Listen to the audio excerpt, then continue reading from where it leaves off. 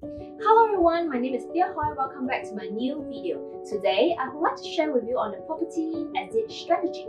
A lot of time is actually spent on when to buy a property, but how can we time it so that we exit at the right time to maximize our gain? Exit strategy is very important because at the end of the day, that's when you realize your gains, which often a lot of people forgets about it. By not knowing your exit strategy, you might be holding on to a property for too long and experience stagnant growth, which you could have done better. So today, I will share with you on the exit strategy. Let's look at the price history for Caspian and Bartley Ridge. Starting with Caspian, the price goes up until TOP. Those who bought in early and took advantage of the first mover advantage enjoyed good price growth with the TOP effect. However, after TOP, the price has been relatively stagnant. Those who bought in 2014 and 2015 would not have seen gains in 2019. However, let's imagine that the Caspian owner chose to change their portfolio around the TOP period by selling it off and buying Bartley Ridge. From launch to benefit from the first mover advantage, that investment who have continued that strong price growth trend. What am I trying to point out here is that while you are holding on to your property, you need to remember to ask yourself one thing. Is your property still working for you, or should you look at other opportunities in the market? So what can we see that will help us identify good exit opportunities? This past history chart shows you the expected number of units completed during the period.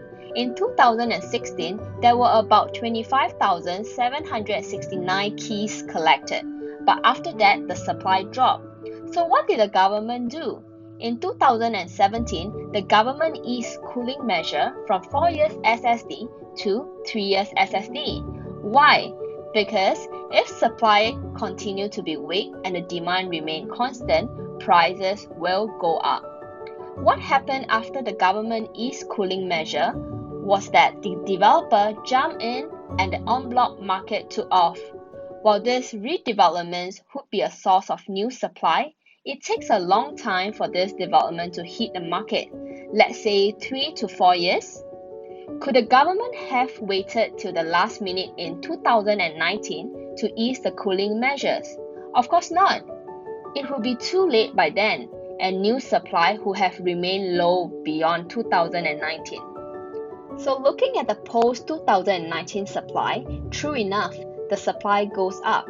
Developers have built up an inventory of developments that will hit the market until 2023. In fact, supply is so healthy, it is actually creating a bit of a buyer's market at the moment, with a lot of developers cutting their margins. The developers can't keep cutting prices though. There is a limit as to how much they can cut to ensure they maintain profitability and stay within their sales price condition as part of their bank loans. Looking further ahead, we see that 2024 onwards supply falls, present inventory who have been cleared, and developers who need to be looking to build up new inventory to release to the market in the time period. If we put the historical and the future supply charts side by side, we can see a trend emerge where supply increases and decreases. This new supply shortfall in 2024 and beyond is an important concern, just as it was in 2019, which I highlighted earlier. If the new supply remains low, but demand remains constant, this will push prices up. So does that mean 2024 is a selling opportunity? Not exactly. If you recall, the government had eased cooling measure in 2017 to help stabilize the supply shortfall in 2019. They acted ahead of time because, as you can recall, there is a lag time until new supply from developers hit the market, given it takes 3 to 4 years to construct. So what we should be looking out is how the government addresses the 2024 supply situation in the few years beforehand. If for 2019, the government acted in 2017, then for 2024, maybe the government may act in 2022. The easing of cooling measures in 2017 was followed by a wave of activities in the en bloc market as developers responded by buying new inventory. Prices were strong, and it was a good time for sellers in general.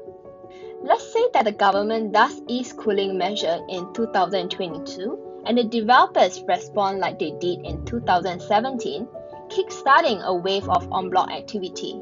This would mean that in 2022 or thereabout, there's an opportunity for a stronger pricing market that would suit would-be sellers looking to cash in.